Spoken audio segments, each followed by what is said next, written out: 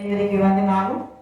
మరి లేఖన భాగాల్లో నుండి దావీదు రాసిన సంకీర్తన 117వ దావీదు కీర్తన మొదటి వచనం చదువుకున్నట్లయితే, యెహోవా కృప మన యెడల హెచ్చుగా ఉన్నది, ఆయన విశ్వాసత నిరంతరము నిలుచును. కాబట్టి సమస్త జనజనులారా యెహోవాను స్తుతించుడి, సర్వజనులారా ఆయన్ను కొనియాడుడి, యెహోవాను స్తుతించుడి. ప్రార్థన చేసుకుందాం. మహాపరిషుద్ధుడు మహోన్నతుడైన తండ్రి, నీ లేఖన భాగాలు మేము చదువుకుని ఉన్నామయ్యా. లేఖన భాగాలు ఉన్న శ్రేష్టమైన దీవెనకరమైన అమూల్యమైన మాటలు మాకు తెలియచేయండి. ఈ మాటలో ఉన్న శ్రేష్టతను మాకు తెలియజేసి మీరు మాతో మాట్లాడండి. వెనకలిన చెవులు, గ్రహించగల హృదయాలు ప్రతి బిడ్డకు దయచేయండి.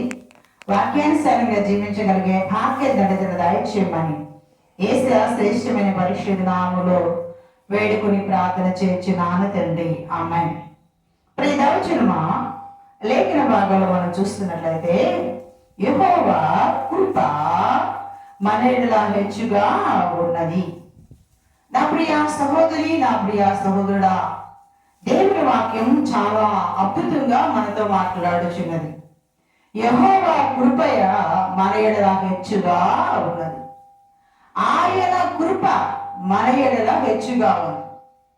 నా ప్రియ సహోదరి, నా ప్రియ సహోదరుడా, ఆయన కృప మన యెడల హెచ్చుగా ఉంటే మనం ఎలా ఉన్నాం? ఆయన సన్నిధిలో మనం ఎలా జీవించే వారికి ఉన్నాం?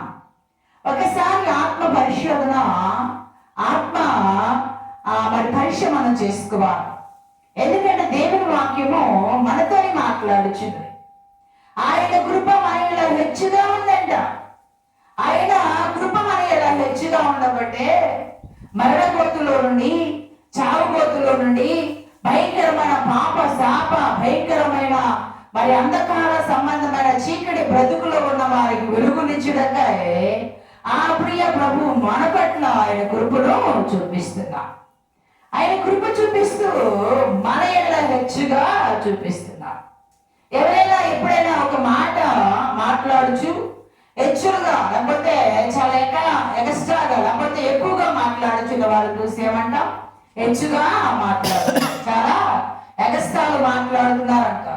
అంటే మనం నేర్చుకోవాల్సిన అర్థం ఏమిటంటే, ఆయన కృప మనలా హెచ్చుగా ఉందంట, చాలా ఎక్కువగా ఉందంట. ఆయన మన పట్ల ఆయన ప్రణాళిక, ఆయన ఉద్దేశం, ఆయన నిర్ణయం, ఆయన తలపులు, ఆయన ఊహలు, ఉద్దేశాలన్నీ కూడా చాలా గొప్పగా ఉన్నాయంట. మనం ఏం చేస్తున్నాం? మనం ఆయన కృపను తలపోసుకుంటూ, అయ్యా మమ్మల్ని హెచ్చించినందుకై వదనాలు, మమ్మల్ని ప్రేమించినందుకై వదనాలు, మా జీవిత ధ్యేయమును, మా జీవిత లక్ష్యాన్ని నీ పాదసంలో పెడుతున్నామయ్యా, నీ పాదములతో ఒదిగిపోతామని దేవుని పాదలు పట్టుకొని దేవుని స్తుతించాలి. ఆయన కృప మనలో హెచ్చుగా చూపిస్తున్నాడు కదా. ఆయనకు మనం థ్యాంక్స్, ఆయనకు వందనాలు చెప్పాలి, ఆయనకు స్తుతులు చెల్లించాలి. ఆయనకు మనం ఎప్పుడు కృతజ్ఞతలై ఉండాలి. అంటే ఆయన కృపను మనలో హెచ్చుగా ఉన్న సంగతి మనం గుర్తెరగాలి. ఆయన కృప మనలో హెచ్చుగా ఉంది, ఉన్నతంగా ఉంది, అది గొప్పగా ఉంది, అది దీవెనకరంగా ఉంది, అది శ్రేష్టమైనదిగా ఉంది, అది రమ్యమైనదిగా ఉంది. కనుక వాటిని బట్టి యేసేకి ఏం చెప్పాలి? స్తుతులు చెల్లించాలి. జ్ఞాపకం చేసుకుంటే ఆయన కృప మనలో హెచ్చుగా ఉంది. ఆయన విశ్వాసం అంట నిరంతరము నిలుస్తుందంట. ఇదిగో నా కుమారుడు, నేను ప్రేమించిన నా కుమారుడు నా ఎదుగు వస్తున్నాడు, నన్ను వెంబడిస్తున్నాడు, ఆయన నేను ఆయనతో ఉన్నామని ఆమె పరమంతున దేవుడు నీ అందు విశ్వాసం వస్తే నువ్వెలా ఉన్నావు? నువ్వేం చేస్తున్నావు? దేవుడు నిన్ను ప్రేమించి తన జీవితాన్ని, తన ప్రాణాన్ని, మన కొరకు ధారం పోసిన దేవుడు మన హెచ్చించడానికి వచ్చాడు. మన ప్రేమించి మన కొరకు ప్రాణం పెట్టిన దేవుడు మన పైన ఆయన హెచ్చుగా ఉంటే, ఆయన కృప వల్ల ఎక్కువగా ఉంటే నీవు నేను ఎలా ఉన్నావు? ఒకసారి ఆత్మ పరిశోధన చేసుకోవాలి. చెప్పించిన నేను కానీ భవిష్యత్తుతో వింటున్నా, మీరు కానీ ఈ వాక్యం వింటున్నా, ప్రియ దైవజనమా ఒక్కొక్కరు గమనించాలి. ఆయన మన హెచ్చించడానికి, ఆయన మన ఉన్నతమైన స్థితిలో ఉంచడానికి, ఆయన సింహాసనం మన కూర్చోబెట్టుకోవడానికి, ఆయన ఎంత ఉండునట్లుగా మన కొరకు స్థలము సిద్ధపరిచిన దేవుని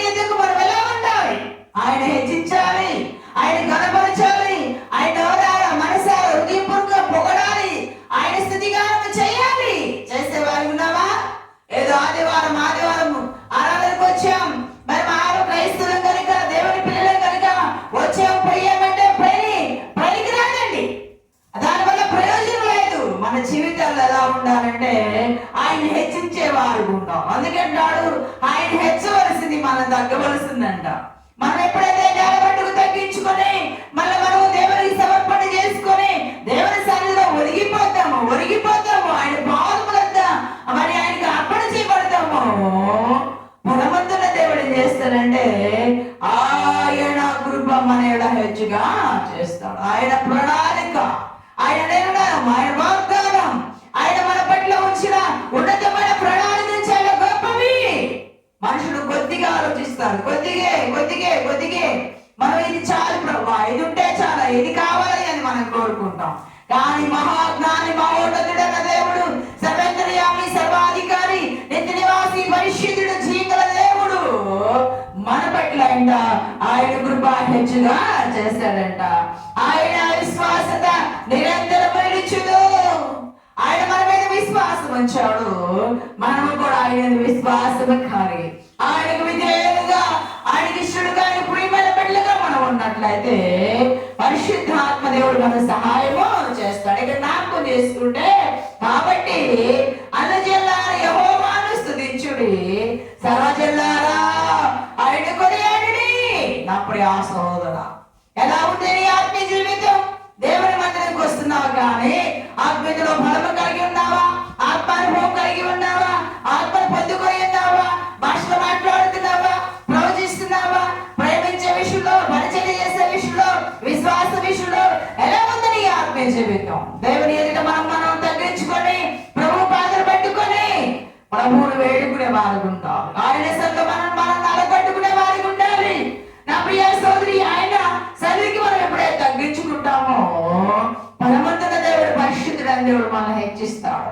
మనం తగ్గించుకోకుండా హెచ్చించబడుతూ ఉంటే దేవుడు అంటాడు, నిన్ను నీవు హెచ్చించుకున్నావు కనుక, నిన్ను నీవు పొగుడుకున్నావు కనుక, నిన్ను నీవు హెచ్చుగా ఉన్నావు కనుక నువ్వెవరికో నాకు తెలియదు, నువ్వెవరు వాళ్ళని ఎరగనంటాడు. నా ప్రియ సహోదరి, దేవలేఖ మనం చూస్తున్నట్లయితే ఒక ఆయన హెచ్చిపోయాడంట.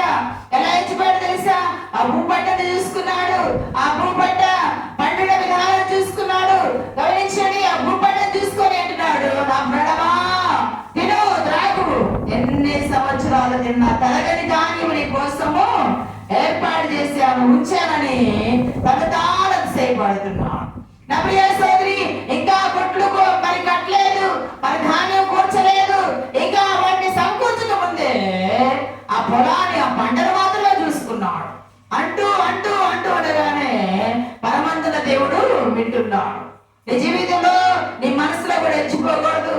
ఇది కేవలం నీ కృపయ్యా, కేవలం నీ దయ్యా, కేవలం నీ సంకల్పమయ్యా, కేవలం నీ కృప బహుళ పెట్టే బ్రతికేను జీవించాలని మన మనస్ఫూర్తిగా మనం ఆయన సన్నిధిలో మనం స్తుతులు చెల్లించాలి, కృతజ్ఞతాస్తుతులు చెల్లించాలి. అలా కాకుండా హెచ్చిపోతూ నిన్ను నీవు గర్విస్తూ నిన్ను నీవు అతిశయపడుతుంటే పరమంతున్న దేవుడు చూస్తాడు.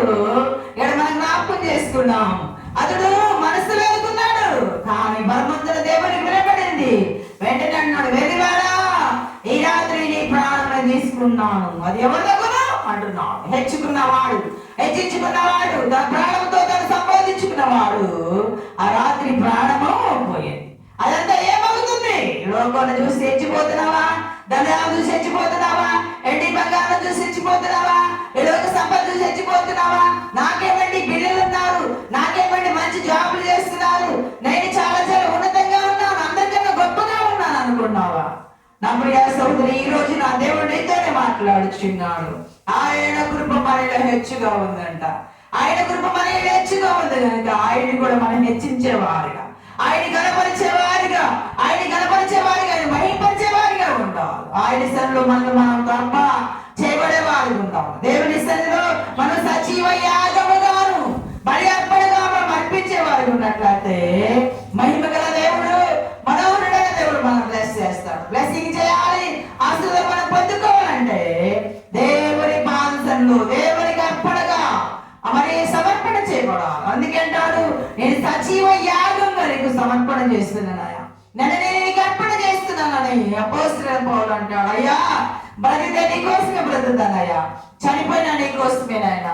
ఆయన నాకున్నదంతయు అదంతా శూన్యం, అంతా వ్యర్థం, ఏ లోపల నాకు ఏది అక్కర్లేదని దైవజనుడైన మరి పౌలు గారు చెప్పినట్లుగా నువ్వు కూడా చెప్పాలి. ఈ లోకాన్ని చూసి మర్చిపోకుండా దేవుని పాదసల్లో ఒదిగిపోతూ దేవునికి ఇష్టమైన ప్రియమైన బిడ్డగా ఉన్నట్లయితే మహనీయుడు, మనోహరుడు, మహాశక్తి సంపూర్ణుడైన దేవుడు దీవించి ఆస్వాదిస్తాడు. ఆశీర్వాదాలు దేవుడు సొంతం చేసుకోవాలంటే ఆయనను ప్రేమించే విధానం, ఆయన్ని నేర్చించిన విధానం, నిన్ను కాపాడే విధానం, నిన్ను మరణ గోతుల నుండి తప్పించిన విధానం జ్ఞాపకం చేసుకుని ఆయన ఎప్పుడు నిత్యం హృదయపూర్తి కొనియాడు.